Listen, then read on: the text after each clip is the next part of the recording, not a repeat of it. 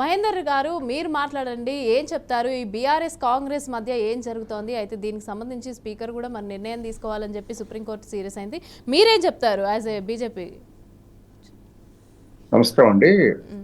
RK news ప్రేక్షకులకు మరి మీకు మరియు ప్యానెల్ మిత్రులందరూ కూడా నమస్కారం తెలియజేస్తూ, ఇప్పుడు ఈ నిన్న ఏదైతే సుప్రీంకోర్టు కేటీ రామారావు గారు పాడి కౌశిక్ రెడ్డి గారు ఏదైతే ఫిరాయింపుల ఏదో ఒక చట్టం కింద ఏదైతే కేసు ఫైల్ చేశారో సుప్రీంకోర్టులో, దానిలో భాగంగా సుప్రీంకోర్టు ఒక రాష్ట్ర ప్రభుత్వానికి, స్పీకర్ కు మరియు ఒక ఎన్నికల సంఘానికి నోటీసులు ఇవ్వడం జరిగింది. నేనేమంటా అంటే మీరు ఒక విషయం గమనించండి. ఒక సింబల్ మీద గెలిచి అదే సింబల్ మీద 5 సంవత్సరాలు ఉండాల్సిన బాధ్యత ఈ యొక్క ఎమ్మెల్యే అనేది. ఎందుకంటే ప్రజలు నమ్ముకొని ఓట్లేసారు కాబట్టి. అంటే ప్రజలు ఒక పార్టీని తిరస్కరించి ఒక పార్టీకి ఓటేయడం జరిగింది. ఆ తిరస్కరించిన పార్టీలో మళ్ళీ వీళ్ళు ఏది కండో కప్పుకొని జైన్ కావడం, ఇదంతా ఆనవాయితీగా మనం ఈ తెలంగాణలో చూస్తున్నాము. అదేవిధంగా ఏపీలో కూడా గతంలో చూడడం జరిగింది. నేను ఏమంటా అంటే, ఇప్పుడు భారతీయ జనతా పార్టీ ఆలోచించారు. భారతీయ జనతా పార్టీ ఈటలందర్ గారిని సస్పెండ్ చేయడం జరిగింది ఎమ్మెల్యేగా. అదే మా పార్టీ నుంచి సస్పెండ్ చేయడం జరిగింది. మేమేం చేసామండి, వారి పార్టీకి వారి ఎమ్మెల్యే పదికి రాజీనామా చేసి తర్వాత ఎన్నికలకు రావడం జరిగింది. అదేవిధంగా మునుగోడు రాజగోపాల్ రెడ్డి గారు కూడా వారు కూడా ఎమ్మెల్యే పదికి రాజీనామా చేసి భారతీయ జనతాకి ఎన్నికలకు పోవడం జరిగింది. వారు ఓడిపోవడం జరిగింది అనుకో.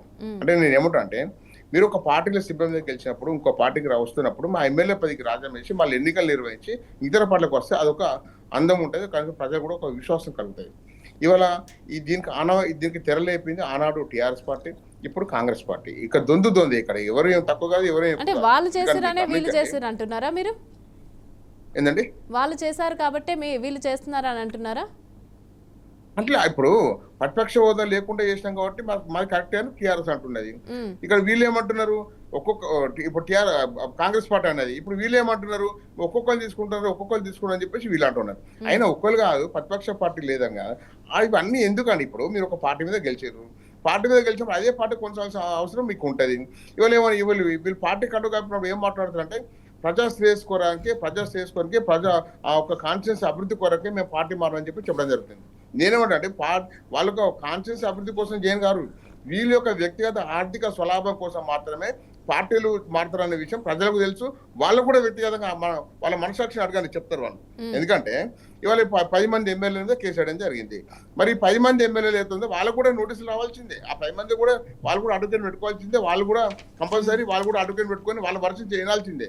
మరి ఈ 10 మంది అడ్వకేట్లు ఎవరైతే 10 మంది ఎవరైతే ఎమ్మెల్యేలు ఉన్నారో, మరి ఈ 10 మంది ఎమ్మెల్యేలను ఈ కేటీ రామారావు గారు కానీ కౌశిక్ రెడ్డి గారు వాళ్ళ పార్టీ చేసినా చేయలేదో ఒక విషయం కూడా మనకు పిటిషన్ గురించి తెలియదు. ఎందుకంటే వాస్తవంగా వాళ్ళని పార్టీ చేస్తే వాళ్ళకు కూడా నోటీస్ ఇవ్వాల్సిందే 10 మంది ఎమ్మెల్యేలకు కూడా. మరి ఆ విషయంలో మరి సుప్రీంకోర్టు నేను ఇచ్చిన ఏదైతే ఉందో రాష్ట్ర ప్రభుత్వానికి, ఎన్నికల సంఘానికి మరి స్పీకర్ కు నోటీసులు ఇవ్వడం జరిగింది. స్పీకర్ తాసారం చేస్తా ఉన్నారు, స్పీకర్ ఇక్కడ పెండింగ్ పెడతా ఉన్నారు అని చెప్పేసి వీళ్ళు చెప్పడం జరిగింది. మరి ఈ 10 మంది ఎమ్మెల్యేలు ఎందుకు కేసులో పార్టీ చేయలేదో మరి ఈ విషయం కూడా చెప్పాల్సిన బాధ్యత కేటీఆర్ గారికి ఉంటుంది.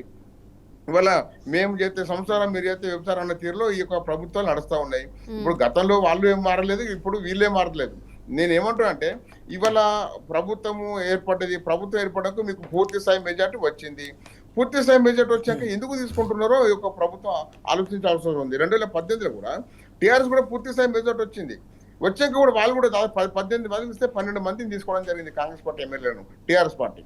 అంటే అప్పుడు ఈ ఫిరాయింపుల చట్టం వర్తిస్తుంది. వాస్తవంగా ఏంటంటే ప్రతిపక్ష హోదానే లేదు కాబట్టి ఫిరాయింపుల చట్టం వర్తించని చెప్పేసి టీఆర్ఎస్ పార్టీ నాయకులు మాట్లాడచ్చు. కానీ లేదా, ఫిరాయింపుల చట్టం అంటే ఒక పార్టీ సింబల్ మీద గెలిచి ఇంకో పార్టీకి పోయినప్పుడు ఈ యొక్క 10వ షెడ్యూల్ అంటే ఫిరాయింపులు అనేది ఒక చట్టం ఒకటి ఉంటుంది. ఆ విషయం దాదాపు చాలా మంది ప్రజాప్రతినిధులకు తెలియదు. వీళ్ళు ఏదో వస్తూ ఉంటారు, పోతూ ఉంటారు వీళ్ళు. నేనేమంటా అంటే, ఇప్పుడు నీతిగా నిజాయితీగా ప్రభుత్వం నడపాలంటే ఇవాళ ఏదైతే టీఆర్ఎస్ పార్టీ గతంలో చేసిన తప్పిదాలు ఏవైతే ఉన్నాయో అదే తప్పిదాలు ఇప్పుడు కాంగ్రెస్ ప్రభుత్వం కూడా చేస్తూ ఉన్నది.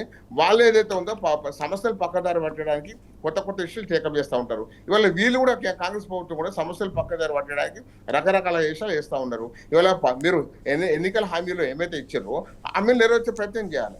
ఇవాళ మీరు ఒక పార్టీ ఎమ్మెల్యే ఒక పార్టీకి చేరుతామని చెప్పేసి ఇవాళ మొత్తం కూడా ప్రజలు తప్పుదారి పట్టించి వీళ్ళ సమస్యలను గాలిపోయడానికి ఈ రెండు పార్టీలు ఆడుతున్న డ్రామాగా నేను అభివర్ణిస్తున్నాను.